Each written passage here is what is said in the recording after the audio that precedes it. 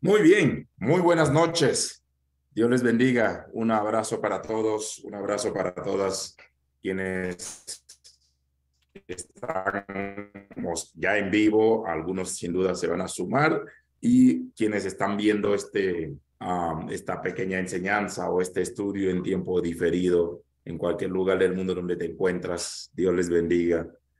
Buenos días, buenas tardes, buenas noches, sin importar la hora. Siempre es un honor para nosotros compartir estos días jueves que ya es parte de nuestra agenda, es parte ya de nuestro quehacer y hemos movido muchos de los que estamos aquí fechas, pero el día jueves ha llegado a ser como una fecha inamovible para nosotros. Para nosotros es un honor, mi persona, con el doctor y obispo David Cordero, de ser facilitadores de estas enseñanzas. No creemos saberlo todo, de hecho no lo sabemos. Siempre terminamos con ciertas máximas y casi en cada charla lo que le decimos es que no nos crean, háganse el bien y tomen el tiempo para seguir investigando.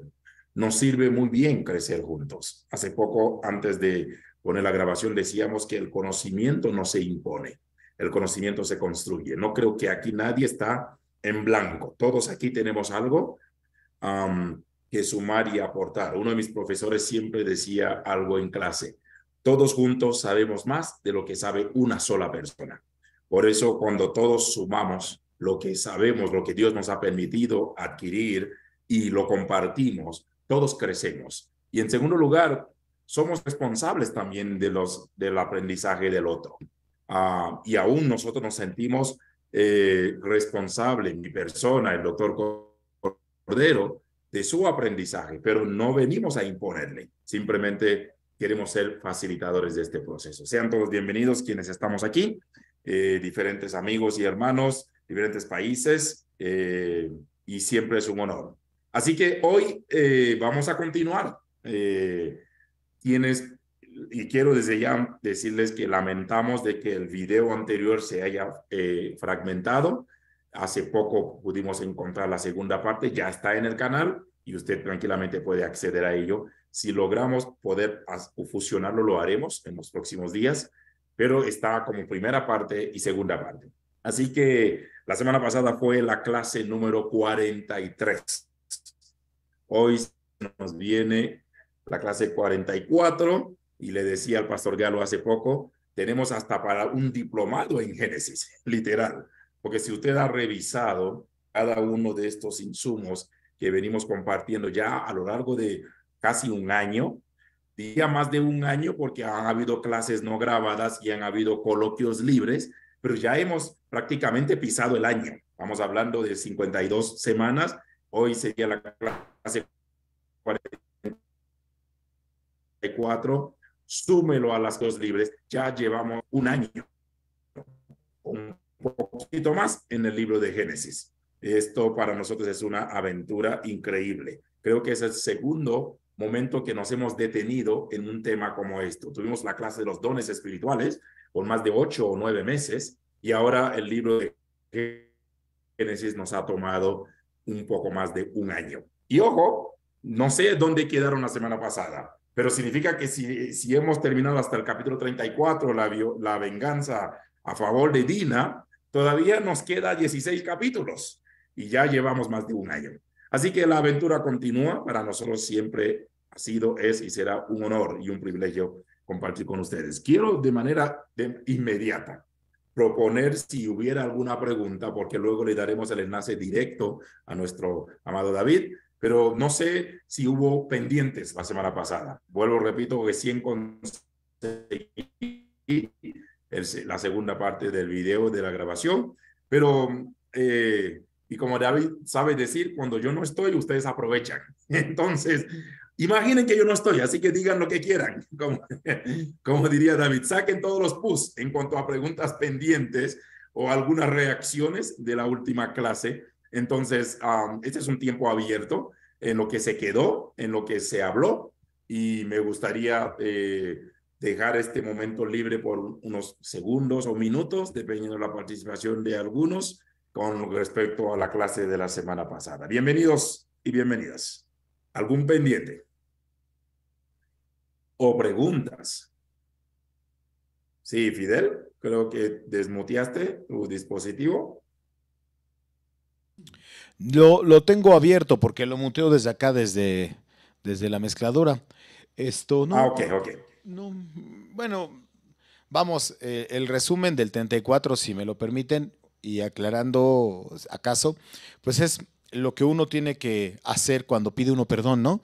Tiene que haber un corazón contristecido, un corazón verdaderamente arrepentido, es un corazón que ofrece, un corazón que ofrenda, un corazón que comparte y que muestra signos visibles de arrepentimiento, ¿no? Me parece que esa es, Sí. grosso modo, la enseñanza de este capítulo. Sí. Y una de las cosas que, aprovechando que Fidel ha hecho esta acotación, uh, um, hace poco estaba dando una conferencia sobre el libro de Proverbios, ¿no? De cómo aprovechar el libro de Proverbios a un grupo de jóvenes. Y a veces uno suelta ciertos tips o perlas.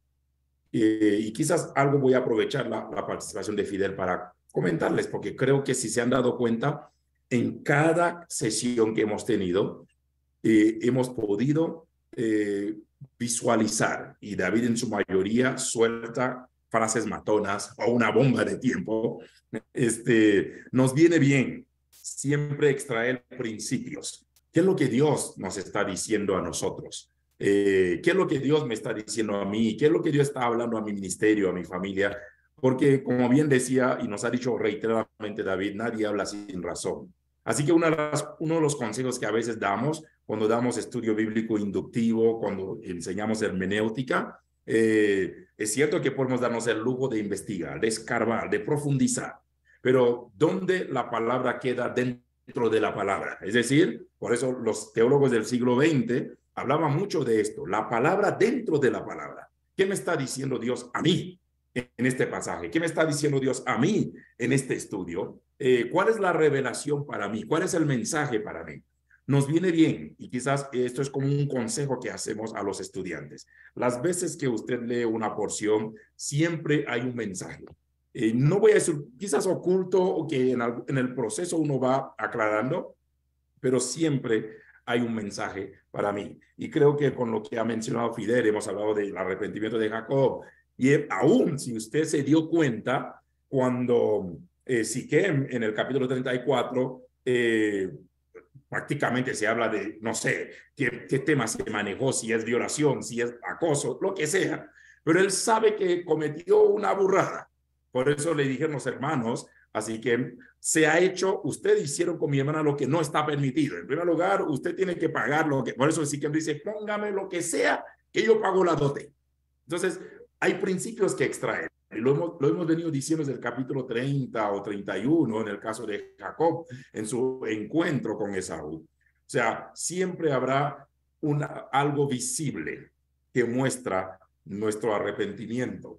Hace como un mes hablábamos del término acción de gracias también. A veces creemos que acción de gracias es solo levantar la mano y decir, Señor, gracias. Pero curiosamente, si haces un estudio de la palabra acción de gracias, es dar gracias con una acción. De hecho, no es solamente ser, ay, qué bonito, gracias, mi Dios, no, Diosito, Diosito, gracias. No, es dar gracias con una acción. Si entendiéramos esto, aun cuando vamos a la iglesia, aun cuando vamos a cualquier actividad, sabemos que si vamos a un culto de acción de gracias, la gente cree que es solamente ir a cantar y a levantar la mano. Cuando acción de gracias habla de decir gracias con una acción, una que ver, sino qué acción acompaña con tu gratitud. Y eso, como diría Fidel, desde que lo conocí siempre mencionaba esa palabra, ahí se lo encargo, ahí se los dejo, esta perlita. ¿Cómo damos gracias a Dios? ¿Cómo mostramos nuestra gratitud? Son detalles que uno debe ya anclar a su filosofía de vida, a su vida cristiana. O sea, ¿cómo le voy a dar gracias a Dios? Por eso hay pasajes que dice, ¿con qué me presentaré? Entonces, y fíjate, ¿con qué? habla de cosas puntuales, ¿no? ¿Con qué me presentaré? Y obviamente el pasaje es elevado al máximo. Entonces, más allá de con qué, sino presentémonos quienes somos. Oh, hombre, Él te ha enseñado lo que tienes que hacer, cómo tienes que vivir. Entonces, siempre a través de las gracias debe haber una acción. Entonces, el consejo es que cada pasaje tiene un principio a extraer. Cada estudio que hacemos de la palabra de Dios, hay un mensaje para nosotros, hay un mensaje para mí y un mensaje que debe aterrizarse a mi vida, allá en David La Rochelle, a mi realidad, a mi circunstancia, porque Dios va a hablar a cada uno y aún lo va a hacer de manera diferente. Gracias, Fidel, por esta acotación. Mis amados, bienvenidos, bienvenidas. Quiero de manera inmediata pasarle el enlace a nuestro amado David para continuar con nuestro estudio. No sé qué quedó pendiente de Dina. Esperamos quizás terminar 35-36 porque a partir del capítulo 37 es una sola perícopa que el personaje principal es José. Entonces, vamos a ver cómo nos va en los siguientes. La siguiente semana ya es Pascua. Quizás podamos definir aquí después si hacemos un coloquio libre en torno a la Pascua o continuamos con nuestro estudio de Génesis.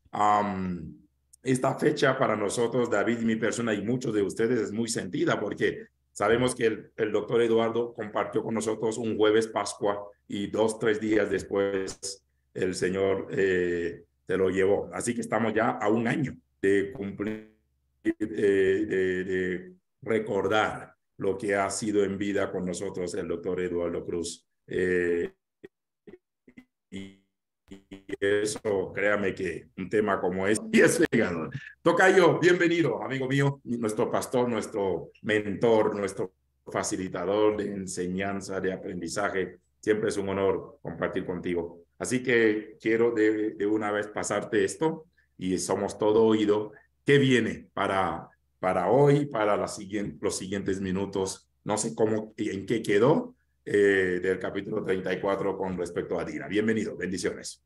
Bendiciones, buenas noches a todos y a todas. Otra vez, ya has aprendido la maña de los músicos tú, ¿no? Estás en alabanza, en grito y te vas a la pena para que la gente entre en adoración y ya entre en... Estamos hablando bien y te pones a hablar de nuestro amigo, ya me pusiste triste. No, yo igual, yo igual. Es que ya pensé en esos músicos que están manipulando el ambiente, con todo respeto a los músicos, pero es lo mismo, ¿no? Ahí te hablan, Fidel. Ahí te habla, Ivette, ahí te hablan. Ivette también. Te hablan. Y Galo está aquí también riéndose. Él es el líder, el pastor Pablo, de la alabanza de esta iglesia. Y Pablo Muret también. También es adorador, también es otro manipulador. Pero bueno, de todo hay en la viña del Señor. Dice el pastor Galo, yo no manipulo, que se caen solitos. Cuando me... Bueno, de verdad un año, ¿no? Increíble, ¿no? Cómo el tiempo pasa. Realmente la vida del hombre es una neblina para Dios, ¿no? Es una flor de un día.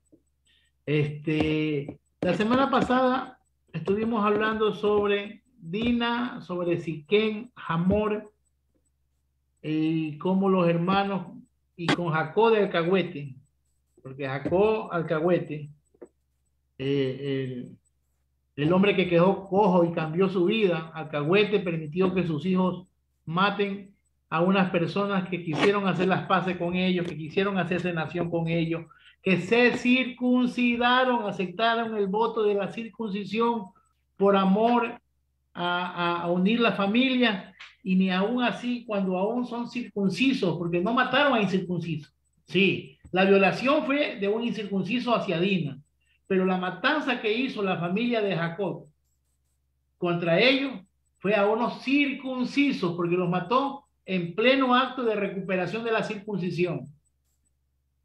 Llámese voto, llámese lo que sea, ellos aceptaron el pacto de la circuncisión.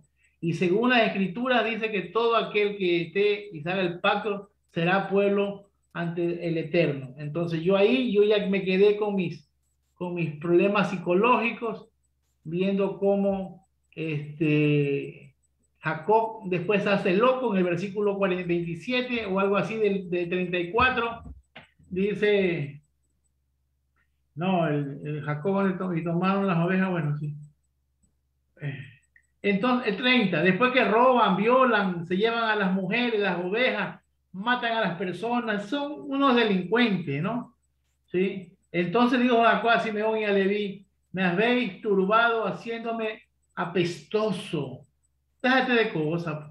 Si él mismo provocó, porque cuando fueron Amor y Siquén a decirle a Jacob que le dé el precio de la dote de su hija, él les habló doblemente y esperó que vinieran sus hijos y con sus hijos les contó la historia para envenenarlo. Es decir, sí leímos la semana pasada esa parte, ¿no? O yo entendí mal, o yo soy el diabolos de la Biblia, que siempre veo los errores de la...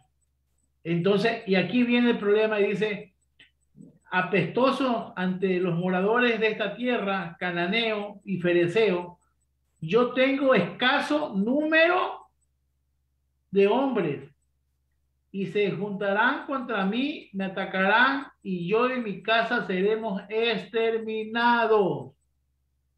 Es decir, no se arrepiente. Jacob se preocupa que han levantado a unos enemigos y no tienen cómo combatir contra ellos.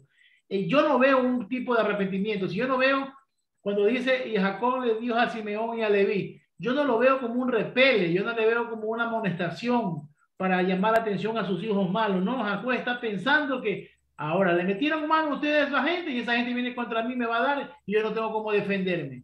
Pero a mí la parte más dura, que también es el guionista, porque esta historia del capítulo 29b en adelante es una fuente del guionista, el 35, que sabemos que no hay división de capítulos, el 35 también es el guionista. Y esta es la parte que quizás a mí me incomoda, quizás estoy leyendo mal el texto, quizás esta Biblia me hace entender a mí mal el texto y yo quisiera que ustedes me ayuden a aclarar. El 35 dice, ¿sí? Como quieren matar a Jacob porque Jacob y sus hijos son unos asesinos, dijo Elohim a Jacob, levántate y sube a Betel y habita allí. Es decir, el que le da la salida de la matanza, el que le guarda las espaldas después de un crimen, es Elohim. Y a su nombre, gloria. Es decir, mata porque Dios te va a esconder. Viola, mata, ¿sí? ¿Aló? ¿Me dijiste algo? Quería saber si es mi internet o se te escucha congelado. No sé. Es el de aquí. Se le escucha muy bien al pastor Cordero. Es a usted, mi pastor Yanaví, que creo que le está fallando el internet. Ok, es mi internet. Ok, sigan por favor, yo voy a resolverlo aquí. Entonces, si ustedes me dicen a mí que estoy leyendo mal, corríjame, porque todos construimos juntos. Yo no tengo una verdad, como dijimos al comenzar la clase. Y le dijo Elohim a Jacob, levántate y sube a Bet-El y habita allí y haz allí un altar a Dios que se te apareció cuando huías delante de Saúl tu hermano. Es decir, Betel es el lugar de escondida después de una laca. Tú haces la laca y te metes a Betel. Le iba robando al hermano la bendición y se metió a Betel. Ahora va matando a la gente y se mete a Betel. Está bien, yo creo que alguien podrá sacar una explicación hermenéutica, porque el problema es que la iglesia ha hecho hermenéutica. La iglesia evangélica nuestra ha vivido a través de métodos hermenéuticos, y los métodos hermenéuticos violan la historia del texto, porque nunca nos hemos gustado hacer exégesis. Y el problema es que todas las dogmas de la iglesia y toda la base de fe de la iglesia evangélica, yo no he sido católico, de la iglesia en que yo he vivido y he crecido, me aparté y volví, son métodos hermenéuticos. Y habrá alguien que dirá que si después que tú haces un error, ándate a meter porque ahí Dios te va a llevar. Sí, aquí se puede hacer una regla hermenéutica. Mete las cuatro patas y el rabo, los cachos, las orejas, y después que haces la laca, busca tu Betel. Porque ahora, ¿te acuerdas cuando decía, busca tu Peniel? Y en algunas casas tienen un lugar para orar. ¿Ah? Pero no estudian la Biblia. ¿Para qué quieres Peniel si no sabes la palabra? ¿Para qué quieres ir a Peniel si no conoces qué le vas a decir al dueño de Peniel? Si no conoces al que vive en Peniel porque no lees ni estudias su escritura, ¿qué vas a hablar con el que no conoces?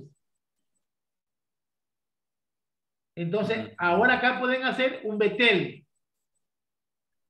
Porque en las dos ocasiones que Jacob va haciendo y va arrastrando cosas malas, que ha hecho malas, tú miras aquí como que Dios lo justifica y lo lleva a Betel, y en Betel le lava la popó y otra vez lo viste y otra vez le da esperanza de gloria.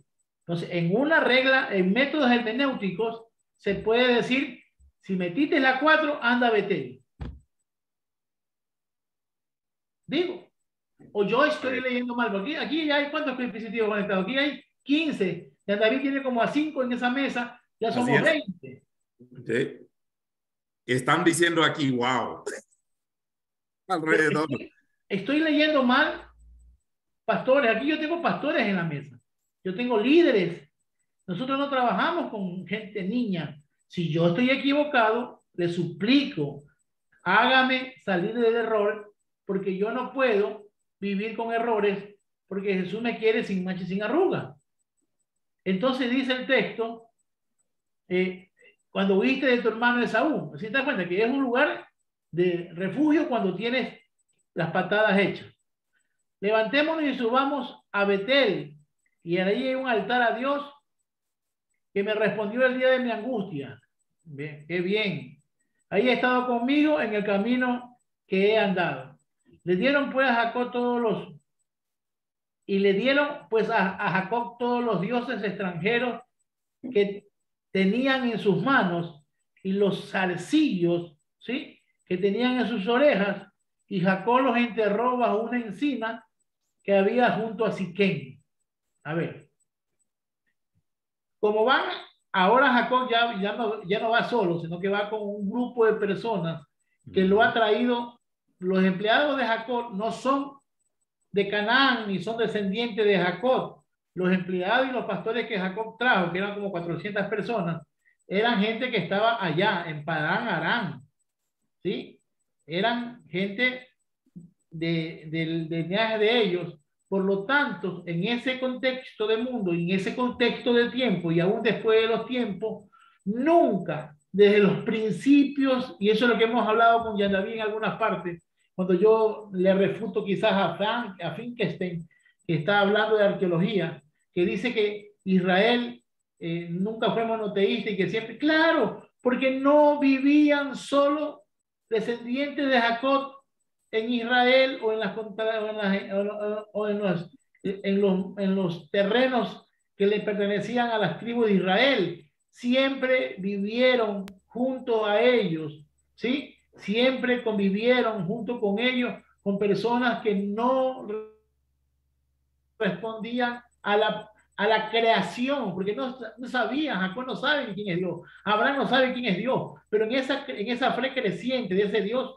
muchas personas que estaban junto a él no conocían y tenían sus terafines, sus dioses familiares, sus dioses personales. Entonces, cuando hacen excavación, tú estuviste en Menguido, ¿no? No sé, y vieron excavación. Y en los estratos arqueológicos encontraban una estatuilla en el tiempo del rey Salomón. Entonces, ¿qué dice el que habla por estómago? Porque ya está sesgado, porque quiere encontrar evidencia que Israel nunca tuvo Dios en Israel. Ah, mira, en el tiempo de Salomón encontramos al lado del templo de Salomón estatuillas quebradas del dios Baal o Ashera. ¡Claro! Porque los que vivían al lado de la casa de Salomón no eran judíos, pues, ni eran descendientes de Jacob ni de Abraham. Y aún si fuera así, la religión, la fe judía, la fe monoteísta, no se había formado. Cuando nosotros empecemos a caminar, mire, la otra vez, yo creo que de todo este tiempo que he tenido yo con Yandaví, yo creo que el mejor tiempo que yo he conversado y hemos tenido 2 horas para conversar con Martita.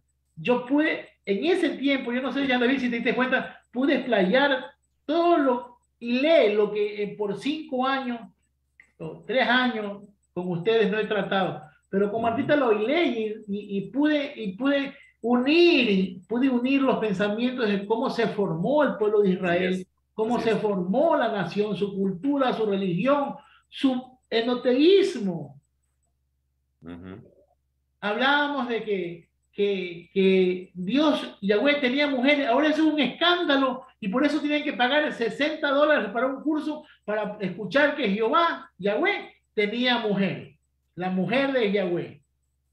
Y todo el mundo se escandaliza, pero son cosas que se tienen que decir aquí en estas áreas de estudio y decirle claro, porque cuando Dios se le va revelando al hombre, los hombres no sabían quién era Dios. Y Yahú o Yahó era un Dios pagano del lado de los madianitas, del lado, no del lado de Canaán, del lado de los árabes. Y ya lo tratamos hace un año, 2 años, tratamos el tema del Dios. Entonces, Yahó o Yahú o Yahweh, porque la W es una U. Sí, en hebreo la W es una mater rationes. Entonces, la mater ration, la W con un punto arriba es O y con un punto abajo masorético es U. Entonces, Yahú tiene la Y, la H, la W. Entonces, tiene más de las 4 consonantes del nombre de Dios. Yahú, los dioses madianitas o los dioses del otro lado de Canaán sí conocían el término Yahweh o Yahú o Yahó. Entonces, Jacob, que es del lado de Canaán, que está siendo contada la historia posterior al conocimiento del nombre, yo a veces veo que en ese entremés de que la gente quiere conocer a ese Dios, y como la Biblia está entretejida, el problema, yo no sé, déjame ver aquí. Déjame ver si yo puedo aquí, yo por aquí vi, por aquí vi, por aquí vi. No, aquí. ¿Sí ven? Sí, por lo menos estamos viendo tu pantalla, sin nada aún. Ahora ¿No sí. está? Perfecto, se ve, sí se ve. Sí, sí se ve. Sí, sí. Ahí está una de las páginas que yo ya he compartido en digital y lo he compartido en físico.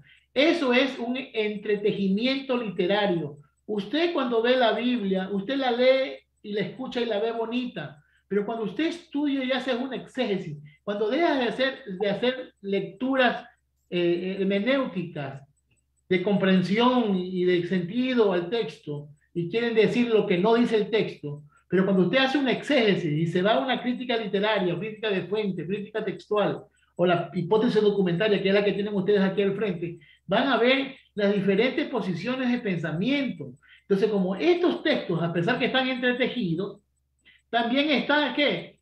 Tienen también el problema de que tienen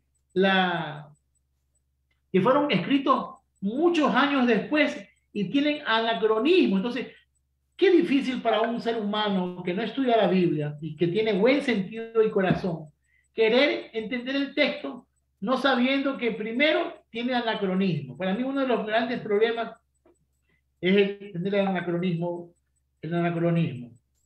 Entonces, el otro es saber que esto es un entretejido literario, que lo terminó de hacer Esdras, ¿sí? Lo terminó de hacer Esdras después del exilio medo-persa. Y que todo lo que se cuenta aquí, tanto el yavista como los sacerdotales, los helionistas, no hemos visto aún la fuente deuteronomista, aquí no está porque solamente está en Deuteronomio, y el original está en el 14, los redactores son los cronistas, ¿sí? Entonces hay fuentes que cuando nosotros no entendemos esto, yo quisiera que algún día, el día que después que me muera me digan, pastor, entendimos la fuente. Cuando yo esté en los tronos gobernando con los apóstoles, y yo te sentado en los tronos con ellos, ustedes me puedan decir a mí, allá en la tierra entendimos, oh querido maestro, la enseñanza de la fuente. Entonces, esto que está ahí es lo que está pasando en el texto, ¿sí? Miren, es como esto que está aquí vemos la pantalla. Nos estamos viendo todos en colores y nos conocemos, pero realmente lo que hay aquí en la pantalla digitalmente son unos y ceros. Son códigos binarios que unidos se forman los colores, sonidos, aspectos, pero esto realmente es la matrix. 1, 0, 1, 1 más 1 es 0 llevando 1, y 1 más 0 es 1 llevando 0, y se hacen las combinaciones de las sumas binarias. Entonces, la pantalla es 1 y 0. No lo ve así por la tecnología y por los códigos que se hicieron. La Biblia, cuando usted la ve, también es así. Entender a Jacob, mire que el que está hablando aquí en el versículo 30, ¿sí? En el versículo 31, del 34, el 35 hasta el 8, es el guionista, es el reino del norte. Tiene intereses de contar la historia del Elohim que cubre a Jacob y le permite que le cubre sus triquiñuelas, ¿sí? Y dice que no ha habido gracia en el Antiguo Testamento. Sí ha habido gracia, sí, por no matar, Dios no los mató a estos perversos hijos de Jacob. Entonces, llámale gracia. Sí, claro que no había ley, pero ya estaban las leyes humanas, había las leyes de Hammurabi, las leyes las leyes de Lipistar, están las leyes babilónicas, están las leyes asirias, están las leyes acadias, y sabían que no podían matar a las personas así por así, en un tipo de alianza, a tal punto que Jacob sabe que ha hecho lo grande con sus hijos, y dice, me he convertido en apestoso. Imagínate, es el texto en hebreo. Me he convertido en apestoso ante los ¿qué dice? Ante los hombres, ¿de qué ciudad son? Fereceos, Cananeos y fereceos. Y fereceos. Ellos saben que han hecho mal, que ya había una alianza, una prealianza, y ellos haciendo todo eso los matan a mansalva, a traición. Pero Dios le dice a Jacob, ¿sabe qué, mijo? Brínquese la cerca, como usted siempre hace la grande, métase en Betel, que yo en Betel lo cubro. Aquí no pasa nada. Y cualquier cosa, salgo a su defensa. Oiga, tocayo, antes de continuar, regresando al capítulo 34. En primer lugar, vemos una circuncisión por conveniencia, ¿verdad que sí? Debido a que la fregué, pero quiero ser parte, como dijo Siquem, amo a su hija, y luego los hermanos, los hijos de Jacob, pero la circuncisión no es ni a conveniencia, aún es una obligación si quieres hacerte, porque está bien, ellos lo hicieron por conveniencia. Dije por conveniencia porque ellos no eran del pueblo de Dios. Dios exigió a su pueblo. Pero la ley de Moisés dice, circuncidarás al esclavo, al extranjero, al que pase por tu casa ese día, te jodió.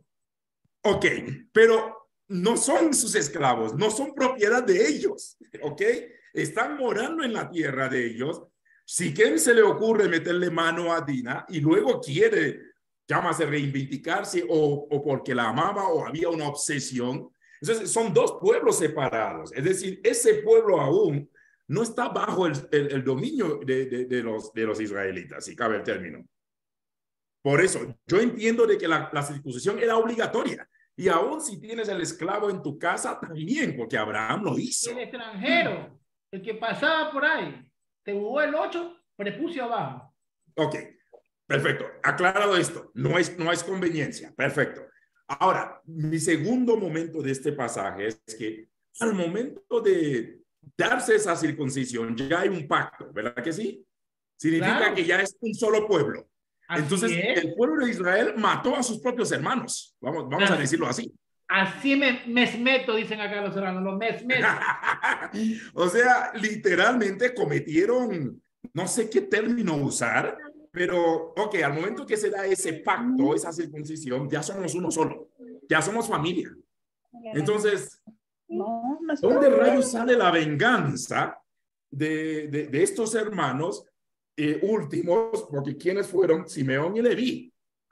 Y a mí me llama la atención que en el capítulo 50 o un poquito antes, cuando Jacob va a bendecir a cada hijo y les dice, estos dos desgraciados, Simeón y Leví, en mi consejo no estará ellos.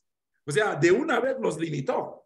Pero Leví es esa tribu que va a traer el sacerdocio, el arca y todo eso, pero Jacob cuando profetiza a cada hijo, Jacob va a decir algo, una frase matona. Dice, ¿sabes qué? Estos no entrarán en mi consejo, porque en su no sé qué cosa mataron hombres.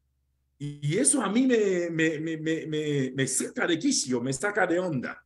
Entonces, en primer lugar, no hay tal circuncisión por conveniencia. Perfecto. Pero en segundo lugar, veo un homicidio o una masacre entre hermanos, porque al momento que se circuncidan, ya hicieron uno. Entonces, no creo que Leví y Simeón entendieron que estaban matando a enemigos. Ahí sí actuaron con, no sé qué término, qué adjetivo usar, pero o sea, no se les dio cuenta que estaban matando a sus propios hermanos después de la circuncisión. Y por último, tú acabas de mencionar algo, es decir, a Jacob le importa más su seguridad y le importa más de que me han hecho aborrecido, me han hecho abominable. Pero entonces Jacob es el típico padre que no pega un regaño con un guamazo. Jacob, la forma como les dice es que ustedes me han turbado, porque me han hecho abominable a los moradores. No sé cómo sería el contexto de un papá castigando a su hijo, pero vemos a un Jacob que no tiene firmeza en el regaño. Le faltan hombres. Está más preocupado por su comodidad todavía. Si tuviera 2000 hombres, se quedara ahí, en el nombre de Dios. Le faltó hombres, si no, eso se le fue la fe. Le faltó hombres. 400 no le alcanzan, pero si tuvieran unos 1000, 2000 hombres, aquí nos quedamos y aquí nos hacemos ver. Aquí está la familia de los Jacob. Ahí está Eunice. Interesante. Sálveme. Quíteme la herejía encima porque estoy provocador hoy día, estoy satánico. Buenas tardes. No, yo al contrario tengo más dudas. Bueno, yo no sé por dónde empezar mis dudas. Me sorprende ver que en la Biblia se hable, aparte que se habla muy poco de las mujeres, se hable de Dina y se hable de como violada, ¿no? O sea, algo que hasta en nuestros tiempos es como un tabú mencionar la violación de una mujer, ¿no? Es como secretos ocultos. Y otra cosa que me sorprende es cómo menciona el pasaje que la persona que la viola como que si se enamorara de ella, como una persona no va a violar a otra nada más así porque se le ocurrió, o sea, ya hay una condición para poder ultrajar, ¿no? Cuando tenía poder económico y era un príncipe, podía, si le gustaba, no haberla violado, o sea, haber hecho las cosas con una alianza antes de hacer un salvajismo, ¿no? Entonces me parece la historia así un poco rara, que primero la viola y luego dice que se enamora de ella. ¿Qué tipo de amor era ese, no? Amor violador. Y por otra parte también me levanta dudas, o sea, cómo se establece una alianza, o sea, pidiendo, como vendiéndola la familia y luego después se vengan y luego la tratan ellos mismos como prostituta porque aceptan a cambio de las cosas y luego matan. Sí, se me hace como una historia media macabra por las dos partes, ¿no? Porque aún el príncipe, como después de violar, se va a enamorar o solo la quería ya como otra posesión más. Yo tengo una lectura, quizás me equivoque, Eunice, y me perdonan todos aquí. Pero yo veo que a veces en la cultura judía o hebrea, cuando quieren hacerse los víctimas, se hacen los víctimas. ¿Por qué? Porque la mujer en Israel no tiene derecho ni como un perro. Esa es la realidad. Es decir, las mujeres son invisibles en la cultura hebrea. Pero ponen a Dina porque fue violada. Sí, ultrajada, pero el hombre quiere reconocerla porque quiere hacer la suya. Es una venta, igual la está vendiendo. Si no lo hubiera violado Hamor y se lo hubieran pedido Jacob, lo hubiera vendido, porque las mujeres no se casan, se venden en Israel. Así es. Entonces que le pidan, y ellos dicen, reconocen que ha cometido un error, el príncipe sabe que ha cometido un error, dice, pídame, el papá dice, pídame el precio que usted, pongan ustedes el precio del dote. Pongan ustedes el precio. Perdón, pero en este caso no podía haber una restitución por dinero, o sea, era una violación. O sea, es que siento que va unida a la historia anterior. ¿Violación o sea, por qué? ¿Por la fuerza? Sí, por la fuerza y también porque, por ejemplo, en el caso de Jacob y Esaú hubo una restitución, hubo algo por enfrente, pero había pasado tiempo. En este caso, por ejemplo, ellos querían ser perdonados solo a cambio de dinero, o sea, violaron el honor de bueno, para los judíos, ¿no? Su honor de que ultrajaron a Dina.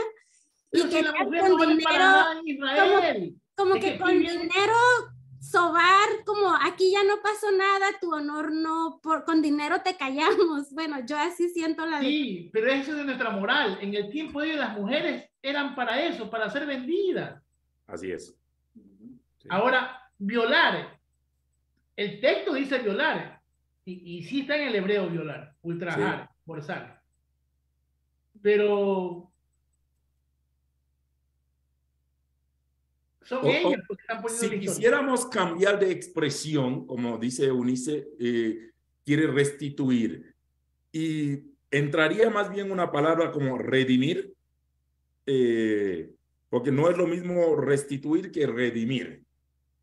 Porque el hecho de que él quiere quedarse con ella, ya eso te apunta a una redención. Claro. ¿No te parece?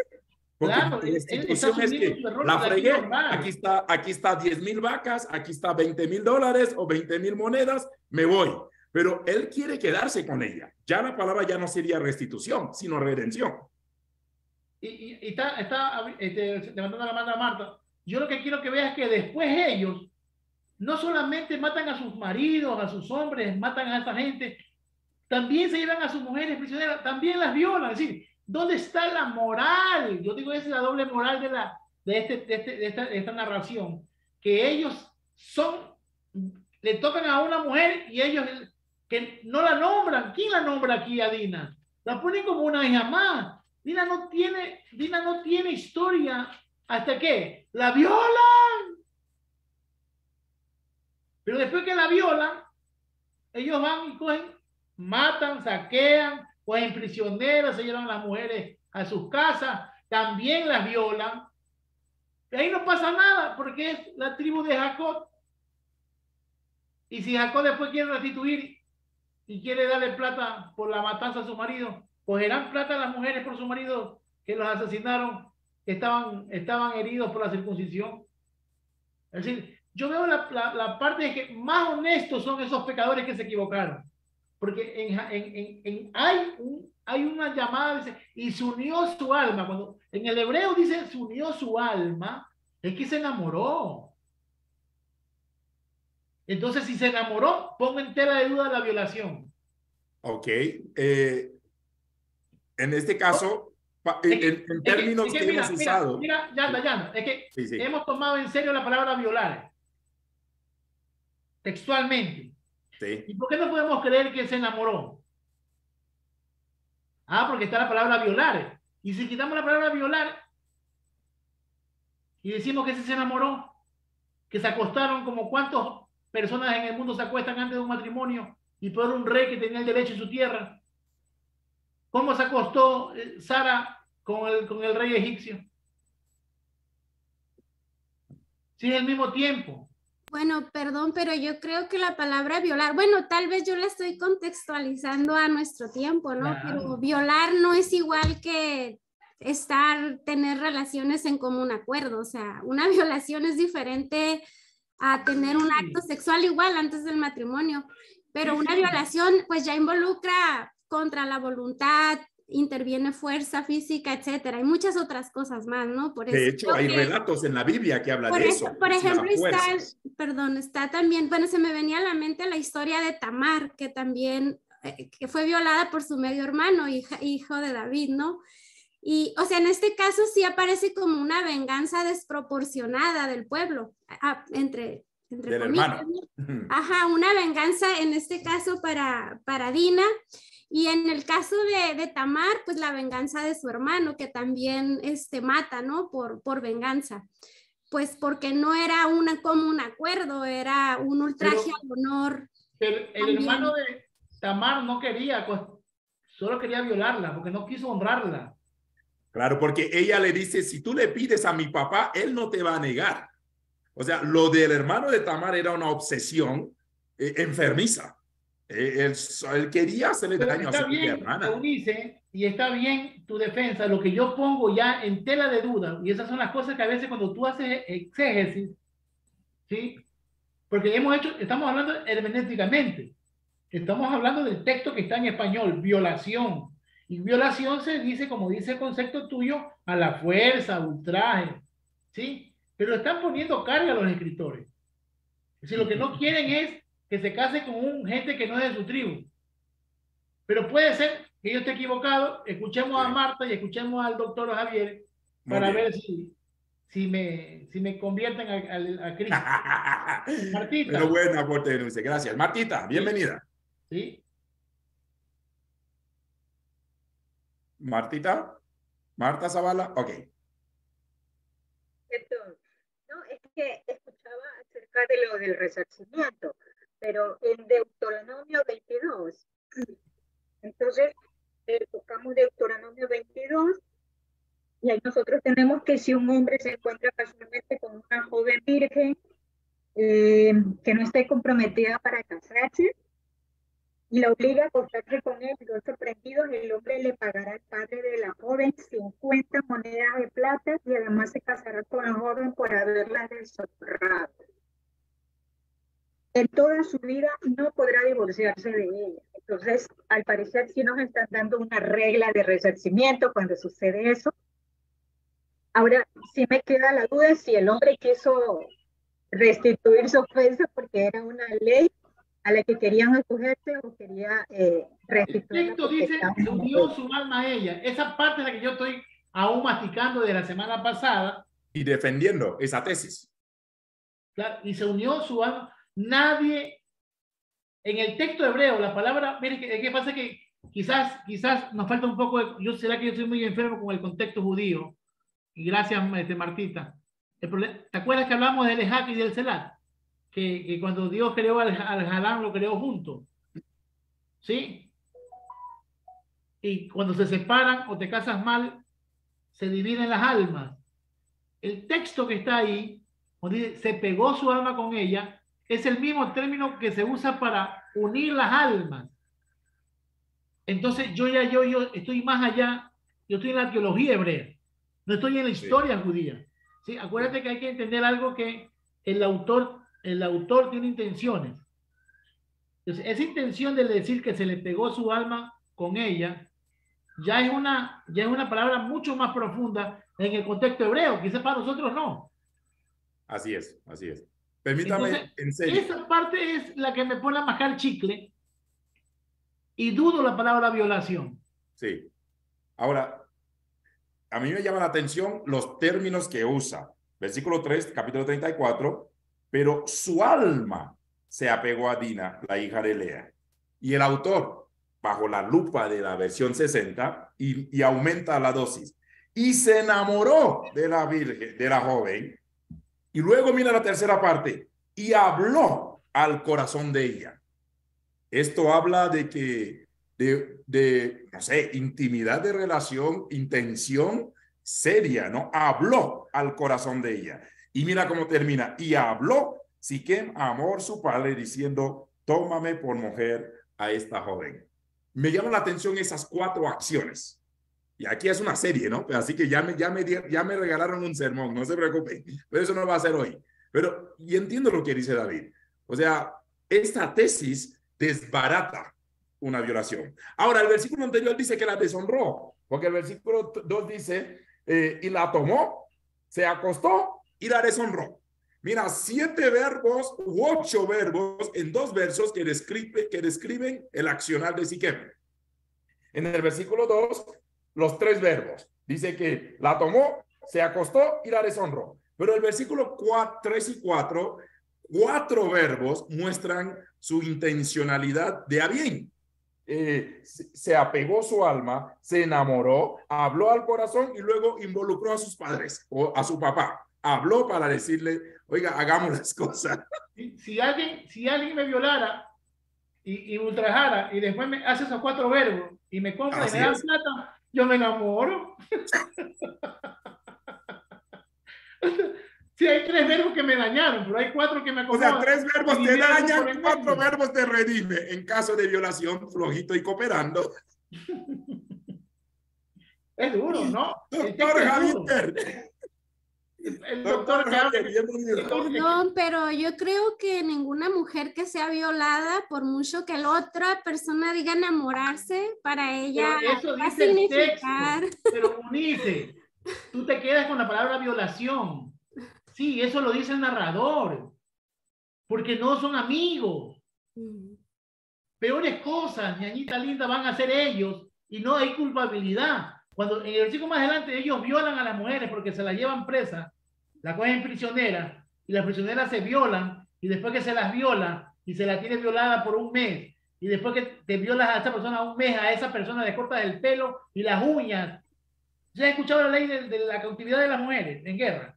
¿Se ha leído la ley de la Eunice? ¿Se ha visto la ley de las mujeres cautivas cuando Israel lleva cautivas mujeres a sus tribus? Cuando ellos invaden una nación, Israel tiene el derecho de coger a las mujeres, llevárselas a su aldea, cortarles el cabello, no, cortarles las uñas, ponerlas en silicio, las violan 1 mes. Escúchame, Eunice. La violan 1 mes. El pueblo de Dios la viola 1 mes. Y después del mes, si no te agradó, le cortarás el cabello y la devolverás con plata a que se vaya errante. Perdóname, Eunice. Hay cosas que en la Biblia da vergüenza y son las leyes del prisionero. Lo van a ver, creo que está en el Deuteronomio capítulo 5, 6, 7, algo así. Las leyes de la, alguien que me busque las leyes de ¿cómo se llama? Ya le vi, doctora. Está bien. La palabra violación, la intención del escritor es violó a mi hermana. Yo no quiero defender a siqueñas, no son hispanas, pero yo en mi vida, yo vivo en barrios suburbanos acá en Ecuador. En Guayaquil es un barrio suburbano, donde hay muertos todos los días. Y cuando un man se le lleva la hija al otro man y le cae bien, no pasa nada. Pero si la chica se va y se fuga, ¿qué dice? Señor policía, ese hombre violó a mi hija. Mentira, la hija se fue. La hija se enamoró de ese tipo y se fue, pero yo ¿qué hago? Yo pongo la denuncia. Y el que escribe primero la denuncia, ese gana la denuncia. Y lo pone por violador. No la violó. Huyeron. Se acostaron por mutuo acuerdo, pero a mí no me cae bien ese man. Y a ese es un violador. Eso pasa en mi barrio hoy, en el siglo XXI. Yo puedo ver aquí una denuncia de los familiares de Dina. ¿Y si no fue violada? Pero ellos dicen violada. Y como ya está violada. Es mi posición. Yo no estoy diciendo... Yo tengo muchas lecturas femeninas acerca de la Biblia. ¿Sí? Y siempre aquí el papel es que a Dina la nombran como una violada. Qué lindo papel, cómo sale a la palestra una mujer en la Biblia. Una de las mujeres sale violada y le hacen un escándalo porque fue violada. Cuando ellos hacen cosas peores más adelante y no pasa nada. Pero está bien, entiendo tu posición, creo en tu defensa, pero hay que hacer una exégesis histórica de qué pasó ahí, porque yo sí creo que esos 4 verbos, como dice Jan David, me cambian la película. No creo que fuera tanto una violación. Ponen una violación lo que escribieron, porque tiene que justificar la matanza. Porque mira cómo dice el último versículo del 34. El 31 dice, y dijeron ellos, después que Jacob les dice, mira que hicieron, me dieron en problema, en pito, me llevaron a la gente. Ellos no se arrepienten y le dijeron ellos 2, Simeón y Leví. ¿Sí, no? Leví y Simeón fueron, ¿no? Sí. El que va a ser la casa de Dios. Los padres de los sacerdotes. Así es. Ay, alábale. ¿De dónde eres, pastor? Tus orígenes son criminales. ¿De qué te la pica, sacerdote de Jehová, si tus padres fueron criminales? Y le dice Leví y Simeón.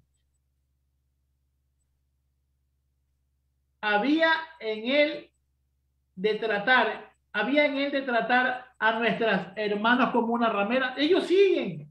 Ellos no van a perdonar el sexo lícito, ilícito, o la fuerza, o la voluntad. Ellos ya calificaron como una violación y la tratan como una ramera. ¿Tú sabes lo que es una ramera? ¿Por qué es una ramera? ¿Porque le da plata? No, porque las mujeres se compran con plata.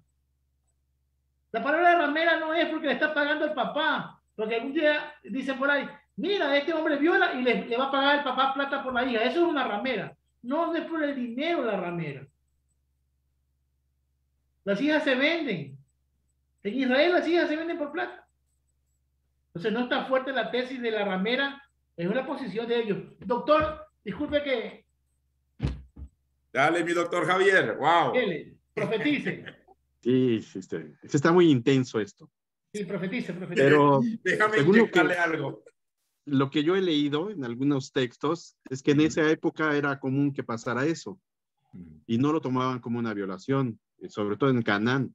Había una mujer, le gustaba a un varón y la tomaba, pero ellos no lo consideraban una violación y aquí, pues como estamos viendo, querían restituir, en este caso, el honor de la mujer. Y pues la verdad es que es doble moral de Jacob, porque cuando tenía miedo de su hermano, era, ¿verdad?, piadoso y se postraba al hermano. Y en este caso, no tuvo el valor de reprender a sus hijos y contenerlos. Entonces, sí es una contradicción y habría que leer más y tratar de, pues, que Dios nos ilustre para poder entender esto, o esto es obra del hombre, ¿no? Aquí no hay palabra de Dios, es cuestión del hombre. Así es. Ahora, ya doctor, suena como a salvo, David, ya suena como a salvo. Ya el doctor no está lejos del reino. Mira, para muestra un botón y escuche bien. El segundo libro de Samuel, capítulo 11, David y Betsabé. Porque mira, David paseándose sobre el tejado, ve a una mujer que se estaba bañando, la cual era desnuda, preguntó por ella, le dijeron, es mujer de Urías Eteo. Y dice la Biblia que David fue y la tomó. Capitán Dígame de si él. no hay violación ahí. Capitán de él. Urías Eteo, en la lista ¿Sí? de los valientes de David, su guardaespaldas. Así es. Se acostó con la mujer de su guardaespaldas. Pero mira el término. David fue, preguntó por ella, la mandó a buscar y la tomó. Dígame que si no hay algo en contra de la voluntad de la mujer, no sé. ¿Qué lectura podríamos hacer a esto? Ya parecen pastores evangélicos. Ven a la mujer, al hermano, la toman. Querido Edwin.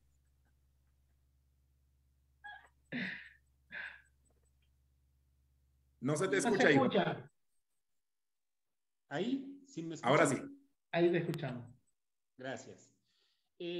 La semana anterior el pastor Víctor ponía justamente una mención a esto y me gusta mucho que hayan enfocado que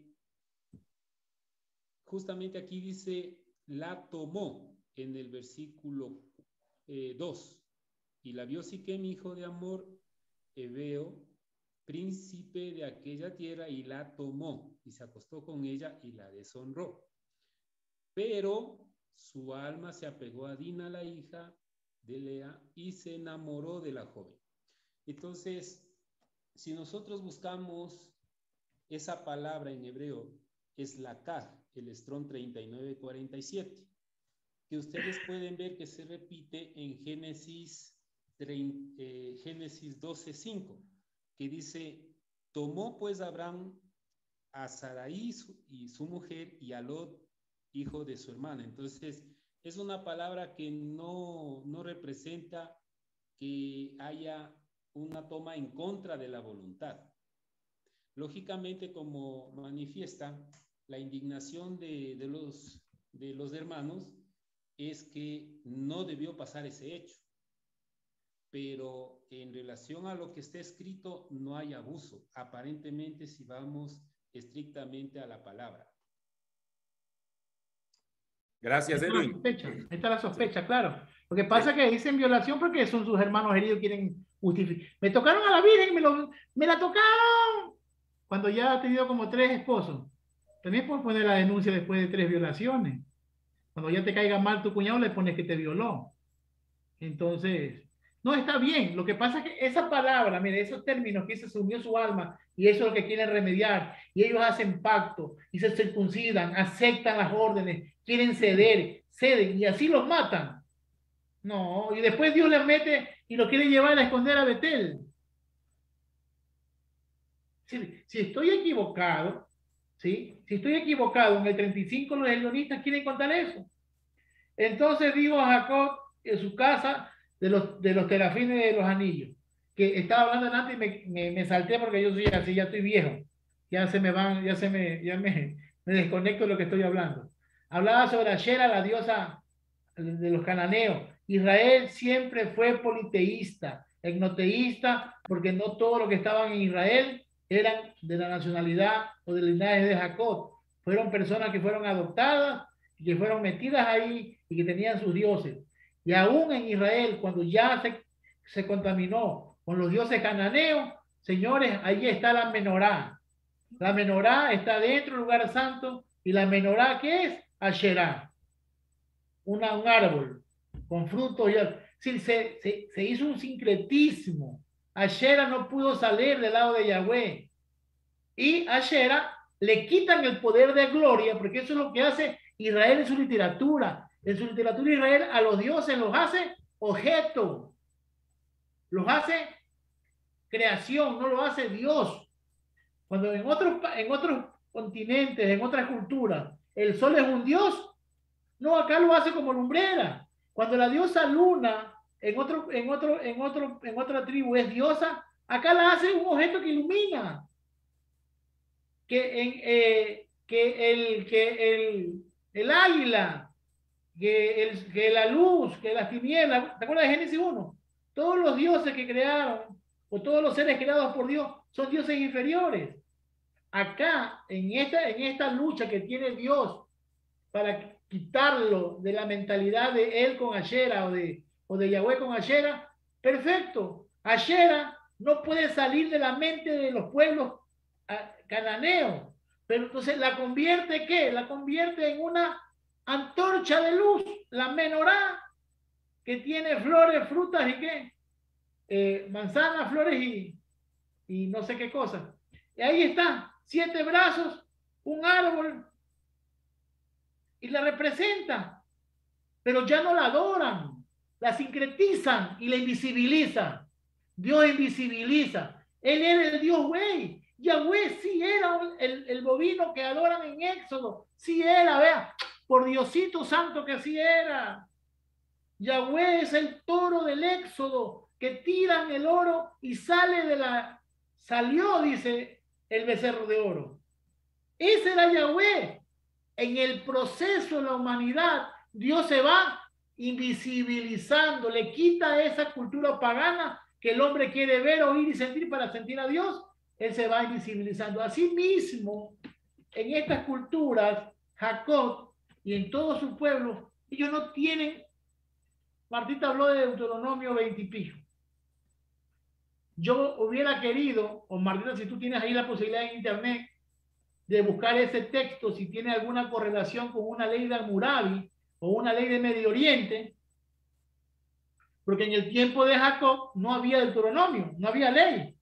Pero si esa ley es una ley humanitaria, es una ley social, que está en las leyes universales de Medio Oriente, esa ley sí estaba puesta en el tiempo de Jacob. Es decir, la hermenéutica tuya es buena y a mí me gusta y yo puedo pararme en que sí había excusa.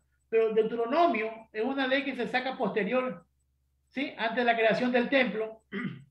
En el tiempo de Jacob no había ley, pero sí no había ley judía, pero sí había ley de Medio Oriente.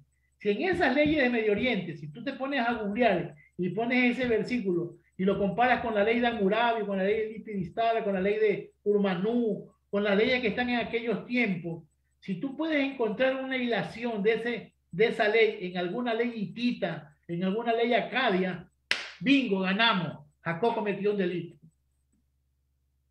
¿Sí? Eso me gustaría, no tengo el tiempo y tú me la pusiste a boque jarro y estoy tratando de por todos lados, pero estoy ocupado con 1000 cosas aquí. Pero sí sería bueno apuntar a esa verdad histórica. Si esa ley, esa norma que está en Deuteronomio, ya existía en otras leyes o una parecida, que pegamos bingo, Jacob violó un derecho. Porque si hay una repetición por... Claro, hay que buscar derecho. Es que así se defiende. Por eso digo yo, una cosa, mira, nosotros aquí todos hemos hablado estomacalmente. ¿Sí no? Tanto Eunice como mi persona, como el doctor, como Jean David, como Martita, aunque Martita trato de poner un texto, pero esos son métodos hermenéuticos. Y la hermenéutica lo que hace es tener sentido al texto. Nosotros ponemos un texto, le damos sentido, le damos vuelta y decimos, esto dice Dios. Pero cuando hacemos exégesis, hacemos métodos de investigación científica. Y uno de los métodos de investigación científica es encontrar un texto correlativo al tiempo de Jacob o al tiempo de Abraham, de Isaac, ¿sí? Que estén en la ley de Medio Oriente. Entonces ya tenemos una excusa legal para decir que sí hay una ley conocida, porque la ley es conocida, ante el pueblo para poder permitir que esas mujeres que son ultrajadas, violadas y sean redimidas o compradas o recompradas tengan derecho legal. Hasta el momento hemos hecho una hermenéutica y toda hermenéutica es respetada, aunque sea violación al texto. Alguien escribe al privado, yo apenas estaba creyendo de que por fin una violada ha sido vengada y ustedes me quitan la violación.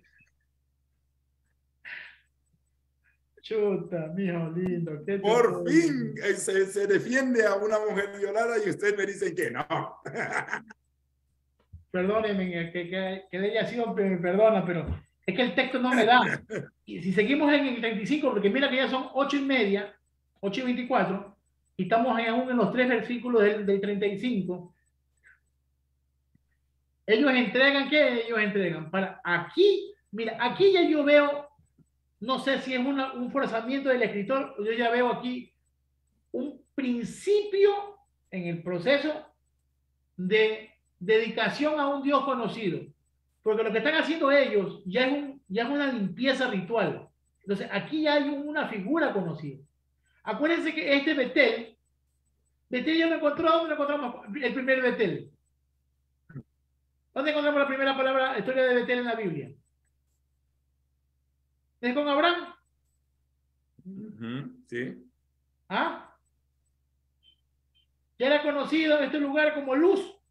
Sí. Pero aquí lo van a informar recién. Aquí otra vez van a repetir textos de otros capítulos anteriores, ¿sí?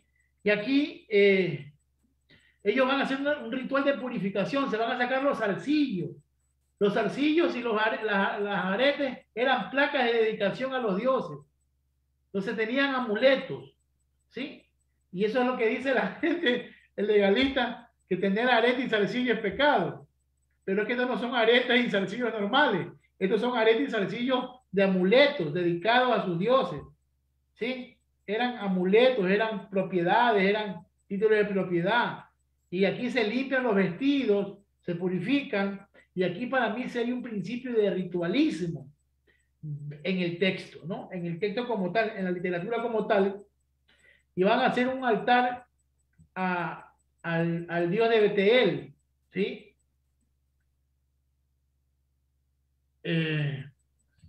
¿Y qué más dice el Yavista? Y llegó Jacob a Luz. Si se dan cuenta, el versículo 6 del 35.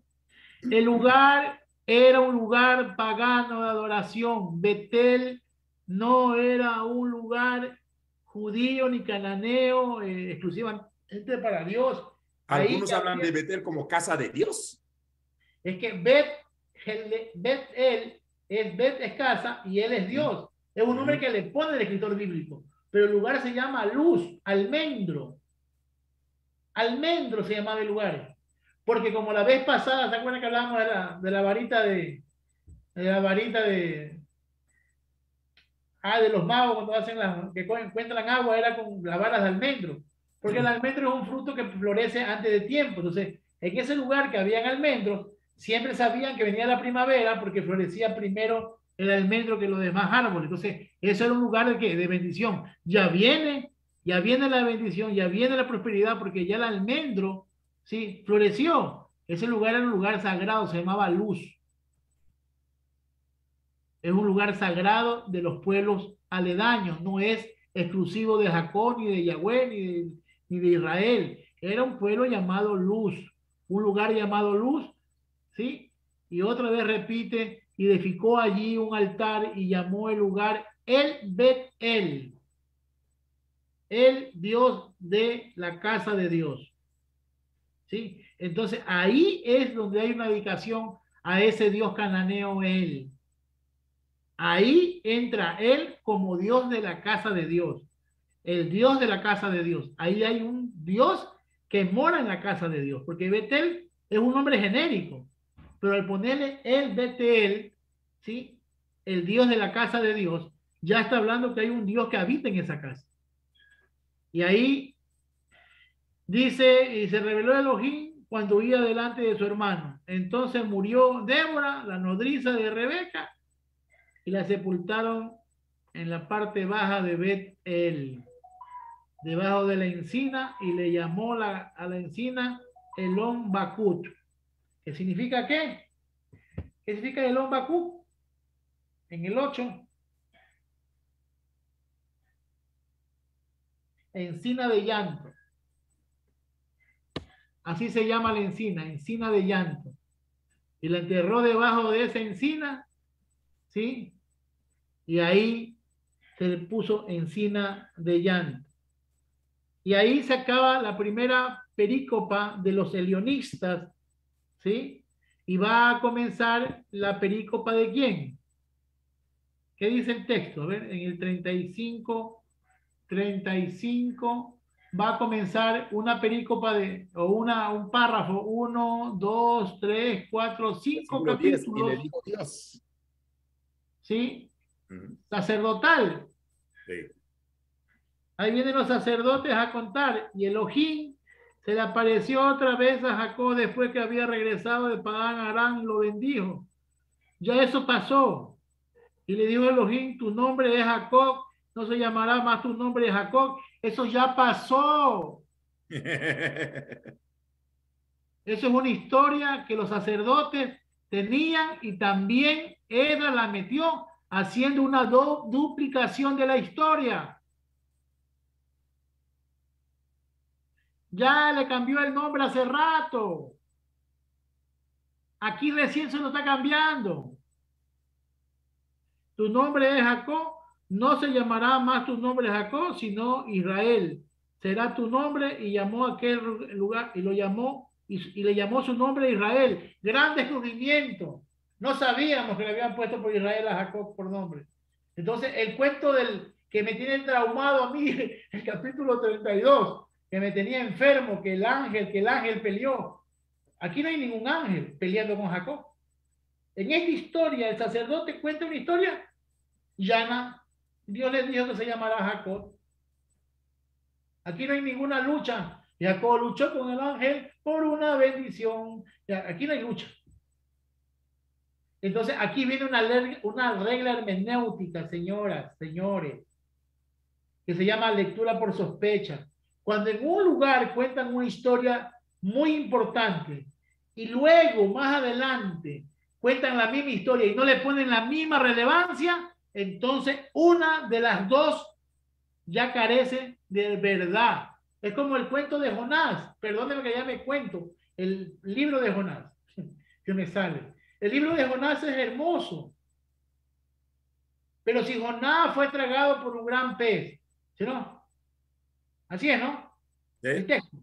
Vino a mí palabra de Jehová, hijo de Amitai, levántate y ve a gran Nínive y pregona contra ella, porque su maldad ha llegado. Por tanto me levanté y me fui camino ¿a dónde? A Tarso. Y se levantó en el mar una gran tempestad. Y aquí que echaron suerte y echaron a Jonás y lo echaron al fondo del mar, y vino un pez muy grande y ¡blum! Se lo comió. ¿Por qué no le hizo caso a la palabra? Así me engañaba mi profesor Víctor en la escuela. Eso me hacía cantar. Y así nos entretenía para él no dar clases. Pero bueno, entonces, y Blum se lo tragó. Pero el libro de los Reyes, y si no me equivoco también cuentan la historia de Jonás. Y no me dicen que se lo tragó ningún pez. Entonces, si Jonás en el libro de los Reyes o Crónicas, no me acuerdo ahorita, me cogieron fuera de base, nombran a Jonás, tienen que decir el profeta Jonás que fue tragado por el pez.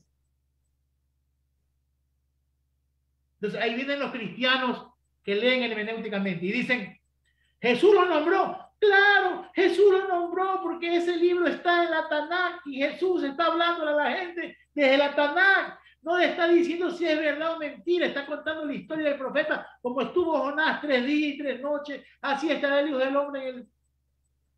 Entonces, no es porque Jesús lo diga, la ballena es verdad. Jesús está leyendo y repitiendo lo que está en la Tanakh hebrea, en los libros de los Ketubim, en los libros de los profetas.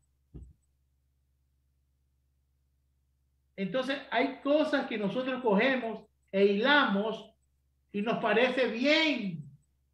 Pero lo que yo les invito a ustedes, y como lo dijimos al principio de esta clase, es investiguen. La investigación, los métodos científicos nos llevan a una verdad. Y la Biblia puede ser filtrada por la verdad porque no tiene nada que perder. La palabra de Dios no pierde. Pierden nuestros conceptos propios. Lo que se nos dañan son nuestras ilusiones. Ay, entonces no hubo manzanita. Ay, entonces no hubo camellito con Abraham. Entonces, ¿quién le tomó agua a la mujer de Isaac? ¿Quién le dio si no hay camellitos? Porque los camellitos no existían en el tiempo de Abraham. ¿A mí qué me interesa el camello? Entonces, nos vamos por los dolores. Entonces, cuando tú haces una exégesis, cuando tú haces un estudio serio de la palabra, con métodos científicos plegables, razonables, te dicen que te ha dañado la fe. No te dañaste la fe, te quitaron un poco de lo que no es correcto. Apocalipsis, solamente mira que me metieron a... En Apocalipsis, ¿cuántas veces hablan del anticristo? A ver, en Apocalipsis, cuando se para el anticristo, ¿qué pasa con el anticristo en Apocalipsis? Alguien me lo diga así rapidito. ¿Ah? Por favor, rapidito, ayúdenme por favor, si no, no. Mientras te buscan el pasaje, tocayo, me tengo que despedir. Ya voy a llegar directo a la predicación. Ya estoy en un campamento, ya todos están en 2 alabanzas más y entro. No te vayas. Ya están por mí, hay más de 130 chicos aquí. Desde Riobamba, un abrazo para todos. Saludos. Sigan, por favor. Tocayo, tú tienes el host y Edwin el co-host. Cuando terminen, mándalo a la nube. Bendiciones, mi pastor. Bendiciones. Bendiciones. Chao, chao. A ver, ¿cómo está en Apocalipsis? Llega el pacto por profeta y de ahí viene que la bestia y de ahí viene el anticristo. ¿Cómo es la cuestión? ¿Ah? Párenme bola. Pues yo me respondo, yo también cierro esto y me veo como ya David. De Guayaquil, Ecuador también se despide el gordito. ¿Ah? Nosotros hablamos en Apocalipsis hablamos del anticristo, de la bestia, de la ramera, del dragón. ¿Sí o no? Y hemos escuchado predicaciones increíbles. No se vaya, dice Ingrid. No me voy, Ingrid. Por ti no me voy. La única que me quede es Ingrid. En Apocalipsis hablamos del falso profeta, hablamos del hombre de iniquidad y hablamos, oiga, en Apocalipsis no se nombra la palabra anticristo por ninguna parte. La palabra anticristo no existe en Apocalipsis. Yo no sé en su Biblia o en su mentira que le contaron, pero en Apocalipsis no se nombra anticristo. Deje de hablar tonterías del Apocalipsis, del anticristo, que la prostituta, que el anticristo. No habla, el texto no habla de anticristo. Solo hay 4 versículos del anticristo en la Biblia. 4. Y todos son de 1 y 2 de Juan. El primero que habla de anticristo es 1 de Juan 2:18. El otro habla en el versículo 22. El otro creo que habla en el 3:4 y en el 1:7 o 4:7. No, señores, en el texto de Apocalipsis no habla de anticristo. Y usted habla en Apocalipsis de anticristo. ¿Se cuenta que? Entonces, cuando usted hace un estudio serio de Apocalipsis, que a mí no me gusta. A mí no me gusta Apocalipsis. y te das cuenta, después que has gritado y hablado, y te das cuenta que en Apocalipsis no existe la palabra anticristo, ¿qué vas a hacer?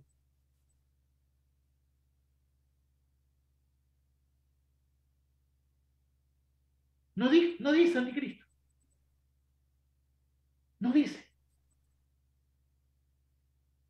Pero nosotros juramos y proclamamos y hablamos que cuando venga el anticristo dice el Apocalipsis. Eso es hermenéutica.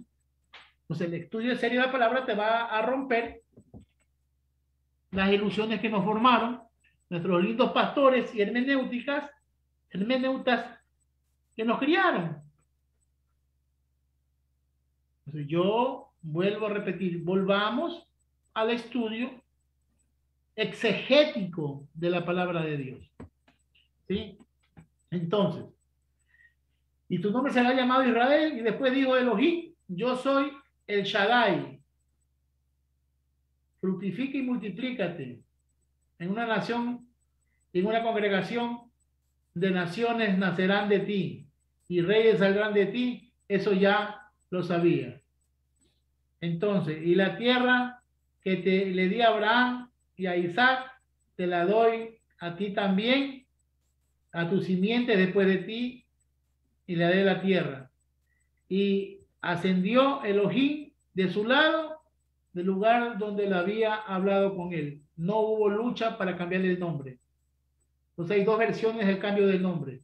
Una lucha que pelea con un hombre y una lucha que Dios baja otra vez en el capítulo 35 y se pone al lado de Elohim, se pone al lado de Jacob, conversa con Jacob, se le presenta con el Shaddai y le dice, aquí soy yo el Shaddai, y ya no te llamarás tu nombre Jacob sino Israel, y otra vez asciende a los cielos y se acaba esa historia del cambio del nombre desde la fuente sacerdotal en el capítulo 35. El versículo que sigue, ¿sí?, es un versículo yavista.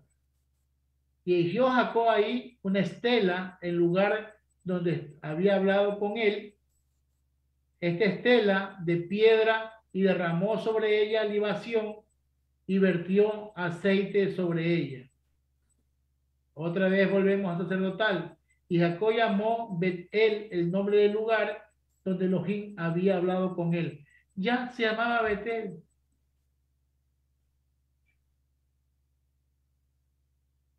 Se olvidaron que ya se llamaba Bet-El. Viene otra vez el elionista. Viene otra vez la parte que entra en el elionista y dice, y partieron de Bet-El, y faltando aún como una media legua de tierra para llegar a Efrata, le llegó a Raquel el trance para parir, pero su parto se venía difícil. Y aconteció que en la dificultad de su parto, la partera le dijo, no temas, que también tendrás este hijo. Y ocurrió que saliésele el alma, se le fue el alma, saliésele el alma, pues estaba muriendo. Y llamó el nombre Benoni, que significa hijo del dolor, ¿sí? Pero su padre le llamó Benjamín. De ahí nace el último hijo de Jacob, en la muerte de su mujer amada. Cuénteme, Erwin. ¿Sí me escuchan ahí? Muy bajito, yo te escucho bien bajo, pero dale. Ya. Lo que pasa es que... Está bien bajo, Erwin. Como ahí, que gritas, ¿sí me escuchan? como pentecostal. Erwin, hermano Erwin, habla fuerte porque casi no se te oye, e incluso aquí tengo monitores, y yo no sé los hermanos si tienen unos super oidazos, pero pégale el grito. Nada. No. Sigues muy bajito. Pégate más, y aunque te veamos los ojos azules, no te preocupes. ¿Ahí me escuchan? Muy bajito, muy bajito. Ok. Dale. En la antigua Babilonia, el código de Hammurabi consideraba la violación como un crimen de adulterio por parte de la mujer y la condenaba a muerte ahogándola bajo el agua. Ya, pero eso es hacia la mujer. La mujer siempre pierde. La mujer es la mala, la mujer es la bruja, la mujer es la pecadora, la mujer... Eso ya lo sé. Yo que quiero saber si podía haber redención después de una violación de un hombre hacia una mujer, porque el hombre santo no pasa nada. Como en el cuento de la mujer adúltera, que es un añadido, por cierto, la historia es irreal, no es real, es un añadido teológico, no existe en el original, pero en la historia ridícula de la mujer que la cogen con adulterio, está haciendo el amor con el hombre invisible, porque le dicen que le encuentran el mismo acto del adulterio y está solamente ella. Entonces el otro era de los Avengers, de alguno de esos manes del futuro que era invisible. Entonces, aunque la historia no es real, es una historia añadida, la historia a mí me es ridícula. Le encuentran en el mismo acto del adulterio y sola. Imagínate el cuento. Pero bueno, pero está bien, Erwin, pero gracias por estar buscando. Hay leyes, eso es lo que es encontrar una ilación en el tiempo hermenéuticamente, exegéticamente hablando. ¿Qué más estábamos? Se muere y tienen el último hijo de Benjamín. El último hijo de Benjamín. ¿Sí? Y van a ver el proceso, ¿sí? Y Betel, estando ahí el hijo, y le puso su nombre, ¿qué? En la tierra al llegar en Efrata, llegó Raquel a tener hijos y dijo, no temas, también tendrá, y le puso por nombre Benjamín, ¿sí? Hijo de mi tristeza. Y lo que se llamó hijo de mi diestra, ¿sí? Le puso a Jacob hijo de mi diestra. Y ahí murió Raquel y fue sepultada en camino a Efrata, la cual es ahora Betlehem. ¿Sí? Entonces, por eso dice, llora Raquel por tus hijos, ¿no? Y erigió Jacob una estela sobre la sepultura. Esta estela está en la tumba de Raquel hasta el día de hoy. Sacerdotal, y partió Israel sacerdotal, ya no le llama Jacob, aquí le llaman Israel. Es la primera vez que le llaman a Jacob Israel. Y partió Israel y plantó una tienda más allá en la torre de Edere. ¿Sí? Eso es torre del rebaño. ¿Sí? Y dice, mientras Israel habitaba en aquella tierra, dice el yavista, el sacerdotal, aconteció que Rubén fue y se acostó con Bila,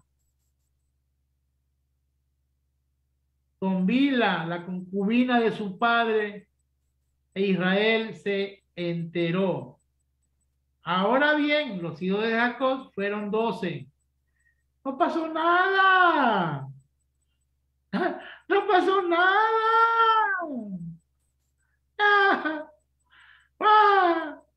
Aquí no pasa nada.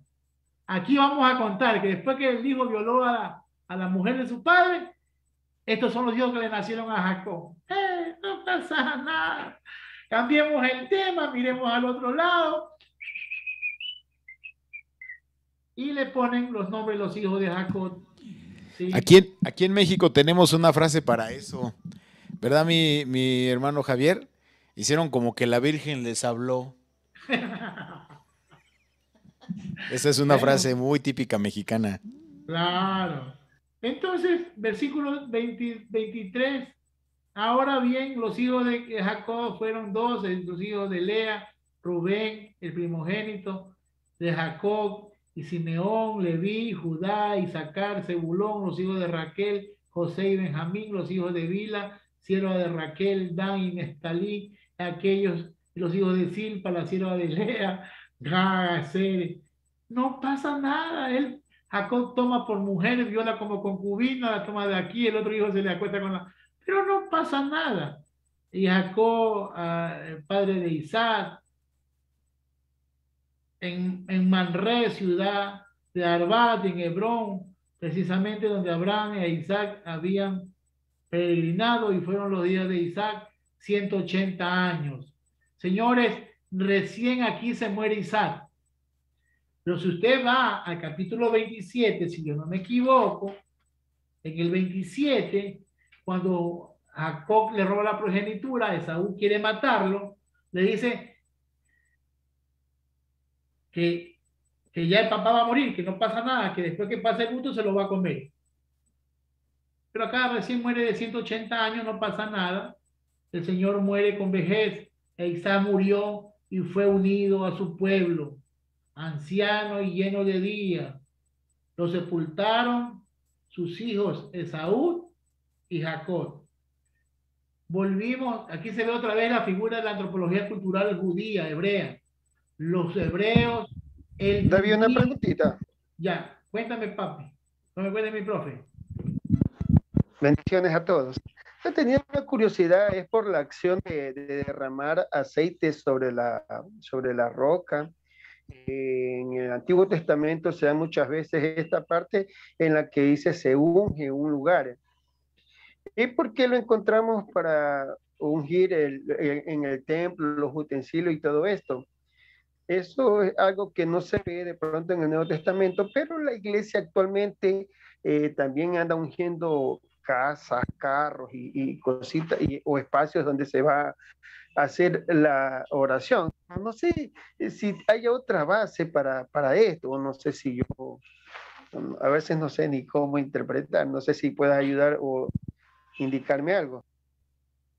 A ver, lo que sucede ahí es que en la cultura de ellos unir las cosas era una dedicación, era como la forma de dedicar algo. Es su cultura. Después eso va a llegarse a un ámbito sagrado y también van a unir utensilios sagrados. Ahora las iglesias evangélicas, no sé, allá en México o en otras partes del mundo, pero acá los chamanes tienen aceite ungido. Ahí también hay aceite ungido. Bueno, no existe aceite ungido. No hay aceite con poderes. Si ven la brujería, ahí vengo yo otra vez y hablo de la doble moral de la iglesia. Hablamos de los católicos que tienen agua bendita, que son unos religiosos que tienen agua bendita. Entonces, ellos son malditos porque tienen agua bendita que el cura bendice con la cruz y pones el tacho de agua y ya tienes para echar agua bendita en tu casa. Los brujos nuestros chamanes, se meten a ayunar 5, 8, 9 días, llevan esas tarrinas de aceite y de manteca mal frita, le ponen la mano y ya es aceite ungido. Y eso tiene poderes. Un día me dijo una persona, oye, aquí está la bahía, no sé si allá también hay bahía, es como un mercado, ¿no? Donde venden todo lo electrodoméstico, esto es peligroso acá. Y yo pasé por la bahía y había un hermano que le decía a otro hermano, ahí en esas casitas que en esos negocios, ¿sabe qué, varón? Porque allí era un man de calle, eran dos manes de calle que se han hecho cristianos, porque hablaban así con el sartén en la boca. Oye, varón, este aceite es propio, dice mi iglesia, 8 días de ayuno, dice, y este aceite es pero poderosísimo. El otro picado, que veo que se le iluminó la cara de ira, se metió bajo la vitrina, sacó un cartón, pero un cartón como con 80 frasquitos de aceite, como de vaselina de aceite. Esto, tienen 40 días, varón. Ya, dame uno. Sí, la estupidez. Yo quería botar esos frascos cuando Jesús estuvo como mercader del templo. Quería romper ese cartón de aceite. La gente piensa que hay aceite ungido. Y no hay aceite ungido, no hay aceite de poder, no hay aceite con unción. Hay aceite para la unción, como un acto de reconocimiento. En la cultura hebrea, en los tiempos de la cultura, de la formación del canon bíblico, ungir con aceite era representación del aceite del árbol de la vida que había salido Abraham. Entonces, ungir era un proceso ritual de purificación, de santificación. Ahora hay personas que me han dicho a mí, y yo ojalá este video llegue a alguno de ellos para que se ría, porque en su momento se enojaron conmigo. Pastor, mi esposo un cholo feo, un cholo indio, uno de esos que dan miedo, que parecen cara de puñalada. Se compraba un carro y me voy a ver un carro del año. Venga, unja el carro, me dice pastor. Y yo lo quedo mirando los dos. yo te unjo a ti. Porque así de feo, en ese carro, una mujer se te va a trepar y va a dañar tu hogar. El carro no tiene nada que perder. Eres tú el chueco que vas a subir a una mujer al carro. O te vas a poner a tomar y te vas a chocar. Yo mejor te unjo a ti para que Dios te guarde y te consagro para Dios, que el carro que no tiene la culpa. No que todo hombre feo en un carro se ve bonito. Cualquier cholo en un auto del año se ve bonito. Yo que voy a ungir el carro si el carro no tiene nada que perder. Si el que va a manejar el carro soy yo, el cristiano. Mi pastor, fíjese que yo he tenido siempre un conflicto con bien dice usted, Unge la guitarra, unge la batería. Con esta superstición de que al ungir con aceite, ¿no? Por lo que yo he leído en el Antiguo Testamento, bueno, el aceite tiene la particularidad de ser una esencia aromática y las esencias aromáticas conllevan algún tipo de beneficio en cuanto a la imagen, en cuanto a cierto confort, en destacar. Eso es a mí lo que me dejan los textos, ¿no? Cuando y unges mi cabeza y tiene alguna propiedad ahí, tal vez de desinfección o de antiséptico, no sé qué pueda decir mi doctor.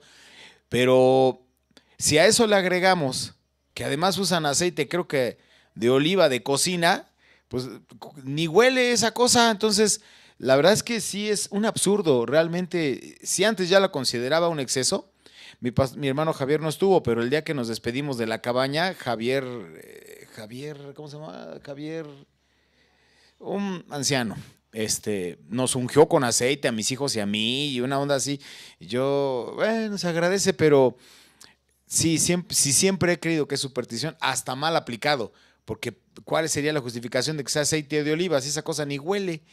O sea, vaya, el comentario es el siguiente, concretando. El uso de las esencias aromáticas antes y hoy es para generar un ambiente de confort y destacar a la persona que usa, que fue ungida de aceite, ¿no? Usted se pone un buen perfume, pues la base es una esencia aromática, ¿no? Y huele bien, huele agradable, dignifica a la persona, el momento y el lugar. Pero sí nos ha tocado incluso, y con esto termino, que hasta le ponen aceite a los ataúdes de los difuntos, siendo pastores. Entonces, no, bueno, gracias por la aportación. Lo que pasa es que es lo siguiente, a ver. Ahorita Ingrid escribió que los ancianos unjan con aceite a los enfermos. Ya. ¿De dónde sale el ritual de ungir con aceite? No es un aceite ungido. Miren, yo respeto, aún en mi iglesia, mis pastores que no están aquí hoy día, ellos tienen algún frasquito de aceite, lo tienen siempre debajo del púlpito ahí. Pero sabemos que ese aceite no tiene poderes. No hay poder en el aceite. 2, lo hacen porque en la Biblia hay un texto que dice que hay que ungir con aceite al enfermo. Entonces, ayer, si ustedes ven en mi Facebook, esta semana, antes de ayer, yo estuve en una clase de PNL, ¿sí? Programación neurolingüística. Y en la programación neurolingüística, y yo siempre lo he dado en las clases de homilética, ¿sí? Que hay personas que son totalmente audibles, ¿sí? Son personas que solamente entienden con el audio. Tú hablas de algo, le dibujas una imagen, le formas una imagen verbal y ellos ya la captan. Hay otros que son visuales, que necesitan ver, ¿sí? Para poder entender las cosas. Pero hay algunos que son kinestésicos. Y la kinestesis es tocar, contacto. Entonces, hay personas, como en el caso que tú miras a la mujer con flujo de sangre y la hija de Jairo, ¿sí? La hija de Jairo decía, si tú pones la mano sobre mi hija, sanará. Porque así se oraba en la forma judía, se ungía con aceite y se imponía las manos sobre los enfermos. Porque eso era una ley que está en la cultura hebrea y que lo puedes ver en los libros intertestamentarios.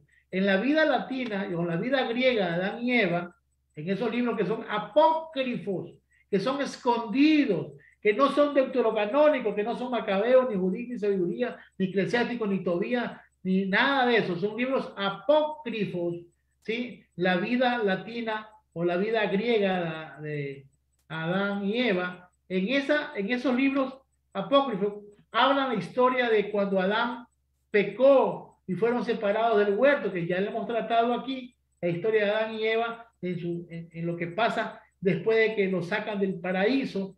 Adán quiere volver, hace penitencia, Eva otra vez es equivocada, otra vez el diablo engaña a Eva, otra vez los mandan más allá a tierra errante. Y cuando Adán se enferma,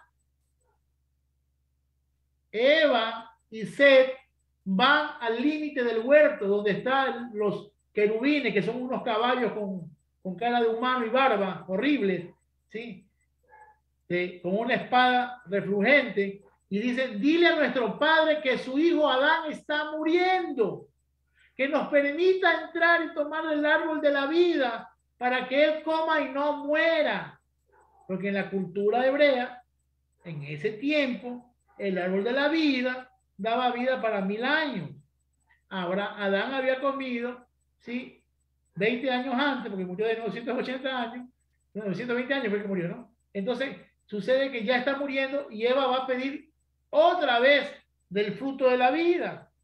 Y le dice que no puede comer más del árbol de la vida. Entonces ella ruega que le mande sus hojas, que permita recoger unas hojas para poder exprimirlas, porque en las hojas del árbol, el aceite de las hojas sana a los enfermos.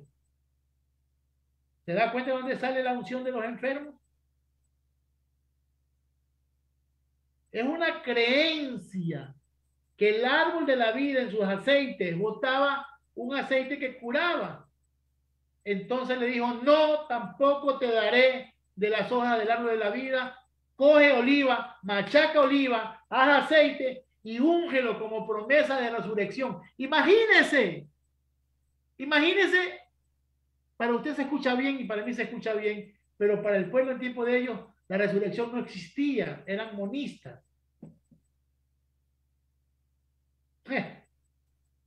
Desde ahí se ve el entremedio de culturas paganas en la historia de la vida latina. Entonces, miren, yo no sé si ustedes pueden ver videos cuando estaba con Eduardo, y ya termino con esto. Eduardo siempre me gozaba de mi mamá, que me ungía con aceite cuando estaba enfermo. Mi mamá era una mujer, ahí está riendo Víctor. Mi mamá es una mujer cuadriculada, legalista, pelo largo, todo, sí. Hermanita de esa, remaquema, legalista hasta los huesos. Mi mamá, enfermo, iba, me cogía aceite de cocina, creo que aceite que había freído la comida, ese aceite apestoso a chancho, a pollo, y cogía en el nombre de Jesús y me echaba en la frente y me regaba esa chanchada por la cara y apestaba, y yo gordo y apestoso aceite, imagínate qué horrible. Yo gritaba, mami, no me haga esto, en el nombre de Jesús. Yo te ato, espíritu de enfermedad, te meto en un saco, en un costal, y te meto piedra, y te tiro en el fondo de la mar. Y se iba mi mamá, y después que se iba yo estaba sano, con todo ese chamanismo. Y eso sabía Eduardo, y Eduardo me decía, ¿te acuerdas cuando tu padre te murió? Y Eduardo, porque Eduardo era antife, pero yo también, no me gusta pero pasaba algo en mi vida inconscientemente y que yo no quería, había algo de la oración de la madre, ¿no? En toda su ignorancia y en todo su aceitoso que me ponía, Dios escuchaba a mi madre y me sanaba. Pero entonces eso es el aceite y eso era lo que pasaba en Medio Oriente. Hoy la iglesia, yo no tengo problema que unjan con aceite, pero que no tiene poder, es una representación que anestésica. Tiene que tocarlo para que ellos sientan que hay un... Y es todo, ¿sí?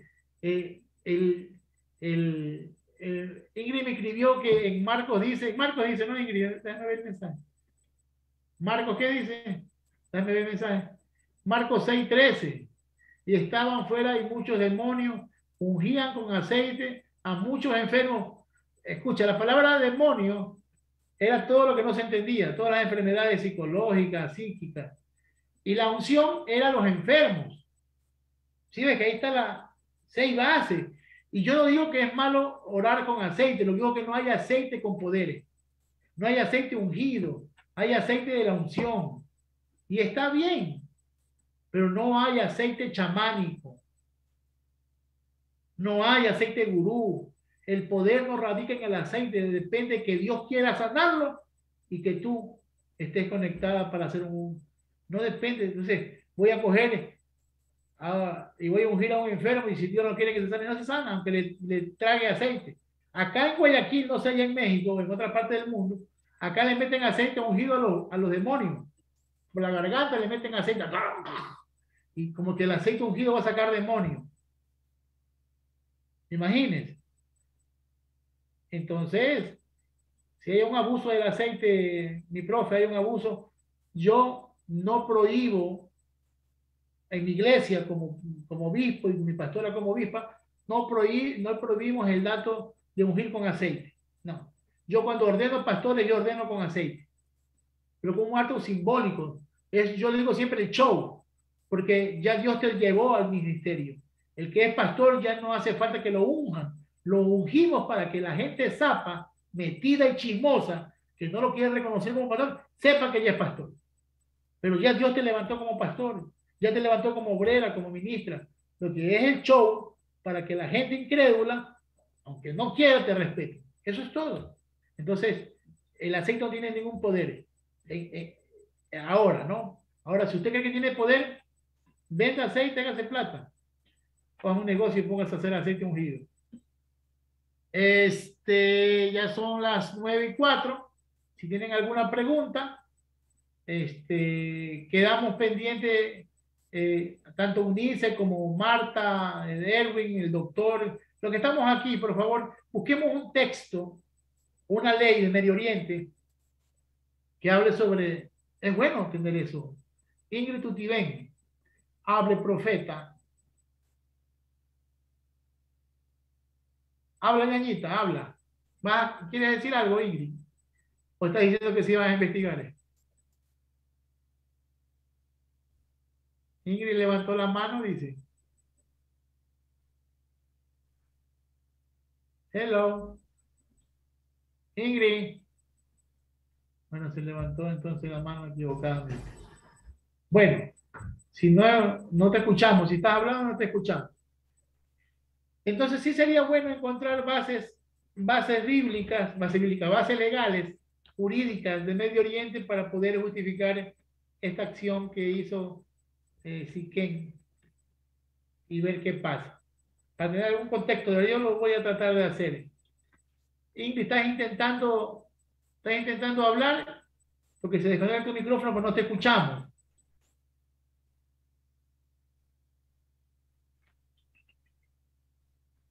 No se escucha, ¿no? Perfecto. Perfecto. Es el diablo, Ingrid, el diablo. Parece que no me escuchan. Lean, por favor. También he leído. Podrían tomar vino para que se sane. Claro, el vino sana. Gloria a Dios.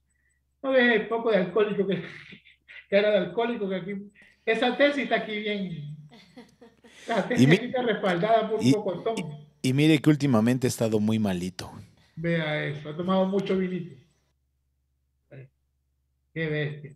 Sí, ñañita, lo que pasa es que eso es cuestión de si un hombre hace perder el diente. Bueno, eso es, pero esto es ley de Hammurabi o porque la ley de Hammurabi está en Deuteronomio, ¿no? Eso también puede ser ley de Hammurabi. Aquí está la cita bíblica, la cita Kiwas, 150, si un hombre hace perder. Esas son leyes de Medio Oriente. Bueno, puede ser. Bueno, entonces quedamos en el 35 o 36, ¿no? ¿Qué quedamos? En el 35 mismo, ¿no? ¿No hemos avanzado? Sí, nos quedamos en el 35.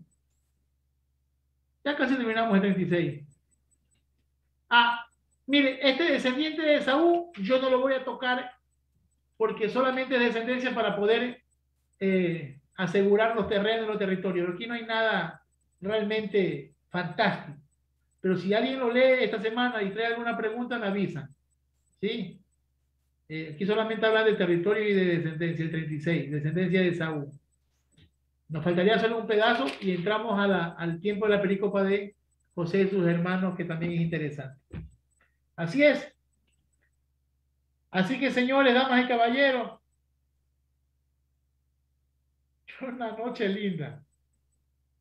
Una noche de derechos humanos. Falta el cilindro de Ciro aquí para que nos defienda. El gran cilindro de Ciro.